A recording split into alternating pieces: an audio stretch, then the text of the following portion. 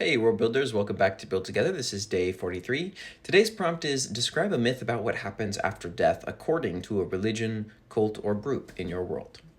So I took some time to flesh out more of the Church of Hormuz. This is one of the largest religious groups. They worship sort of the generally agreed upon like primary benevolent deity of Etovia. While there are many deities, he's kind of seen as the main creator of the continent and the sentient species on it for the most part, outside of some outliers here and there. And so the people of the Church of Hormuz who are believers are called the Bereaved.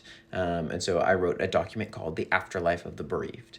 Now, the Bereaved and the Church of Hormuz have a holy book called the Book of Nephikwetis. And in this book, it describes this idea that depending on how much of a life of sacrifice you've lived in this life determines whether or not you go to Shamayim or Sheol. And if you go to Shamayim, the amount of like the plot of land that you have there, up to sort of almost like a kingdom for head priests, is in proportion to how much you lived your life in worthy sacrifice. Sundered priests who live their lives and never lose sort of their gifts are like given larger plots of land.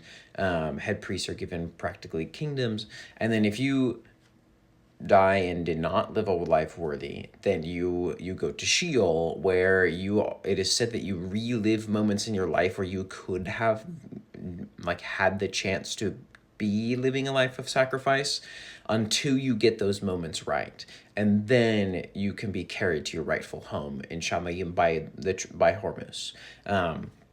Now, what about those who die who aren't bereaved? We've only talked about bereaved who have died, whether they lived worthily or not. If you are someone external, you're not even like seen by Hormuz. And so the Book of Nephikwetis and the Church of Hormuz believe that your soul is consumed in its entirety by Baro Lavatel, who normally would carry you to Sheol if you had not lived a life of sacrifice.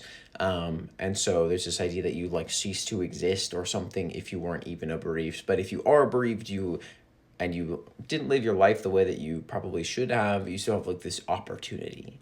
And that's what I wrote about. As always, the full document is on my Blue Sky and in the Discord if you're curious. What is a myth about the afterlife in your world? Thanks for building together.